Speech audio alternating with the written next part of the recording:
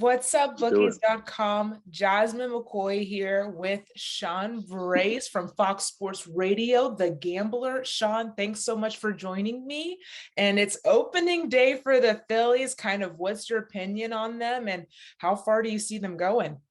Well, I'm glad you said that. First of all, number one, thank you for having me, Jazz. But number two, I'm glad you said opening day. I know you said for the Phillies, but it is opening day because the Phillies are playing today. So we're excited down here in Philly. Of course, Aaron Nola on the mound. We're hoping he's going to look like he looked like when he was at spring training.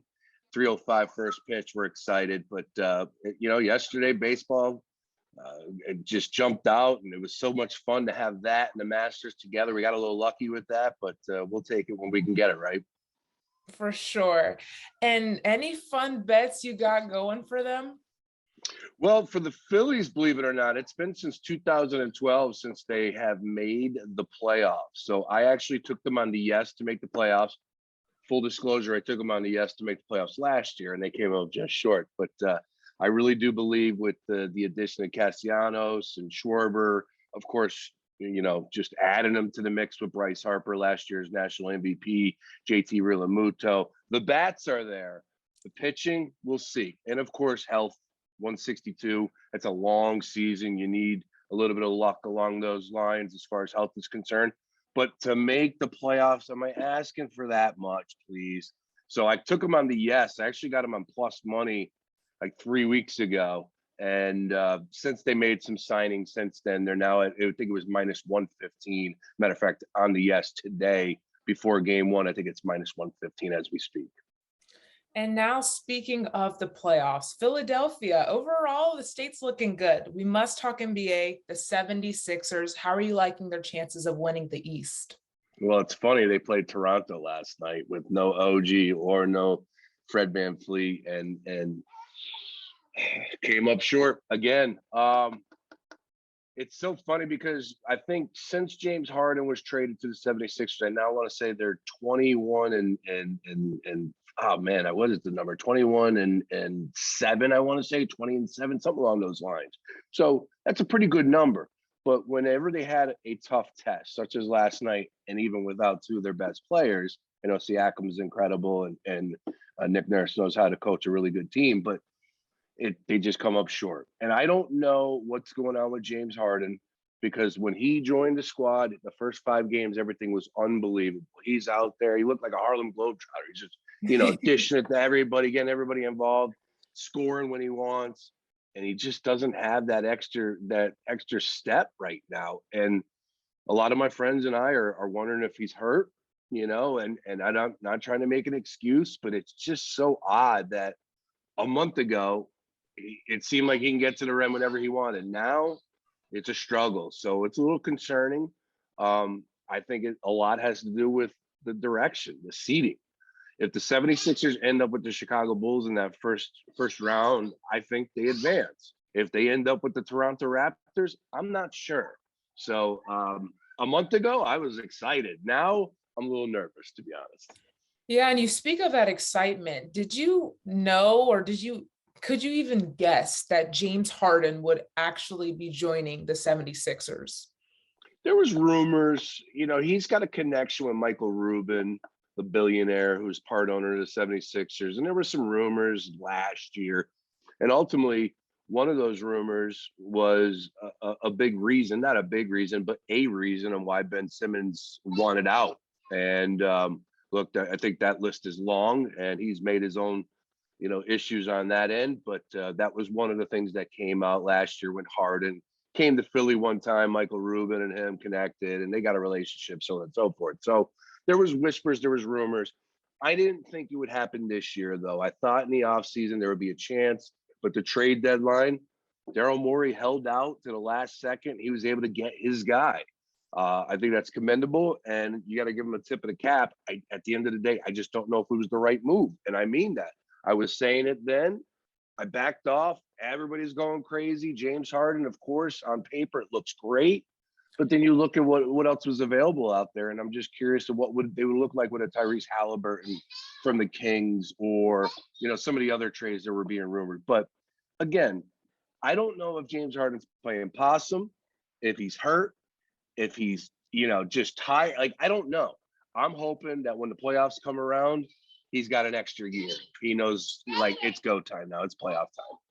For sure, because it's interesting to see how some of these big teams are coming. I mean, the Lakers, they did not make play-in contention. You're looking at the Nets, who, you're just like, you don't know what could happen. So it's very interesting to see how these, superstars are coming together and seeing if it will work for them. Now we must talk Joel Embiid and the MVP race, and it's really him, the Joker, and Giannis. And with 2 games left in the regular season, do you think Embiid can separate himself? I still think he's at the top. I do. I still think he's at the top. And I think, speaking of possum, I think the MVP voters are playing possum. I know there's this straw poll on ESPN that came out and everybody was going nuts over it. And I'm not here to deny that. First of all, I just want to get something out right up front. Giannis could be the MVP every year. I know we got Giannis fatigue already. It's ridiculous. That's one. 2 is it's down to Joker and it's Embiid. If I'm telling you Joel Embiid is the MVP, that doesn't mean I'm taking shots at the Joker. He's incredible. Both players are unbelievable. But to me, Joel Embiid, he lost out. He was the runner-up last year. What did Joel Embiid do? He took his game up another level, played the most games he's ever played. I think he's going to reach 69 if he finishes out the regular season at the final 2. He's going to lead the league in scoring. First time a big man has done that since Shaquille O'Neal. Better success as far as the team is concerned.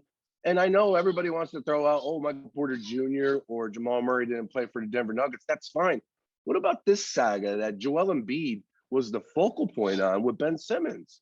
Yeah. So, again, everybody's going to have their own take. I think there's biases when it comes to not liking Philadelphia. I think that's a realization of what came with the tanking and getting Joel Embiid. And, when it comes down to it, did Joker do enough for you to sit there and say he's the back-to-back MVP? I can't tell you that. Joel Embiid is the MVP. I do have a 40-1 ticket that I got in the middle of January, so I'm a little biased on that side. But honestly, he's done so much. He's improved so much this year. I just can't believe he's not going to win the MVP award. For sure. Well, time will tell. We'll see. Now let's talk the Eagles. How do you feel about them overall? And I want to know your thoughts on Jalen Hurts.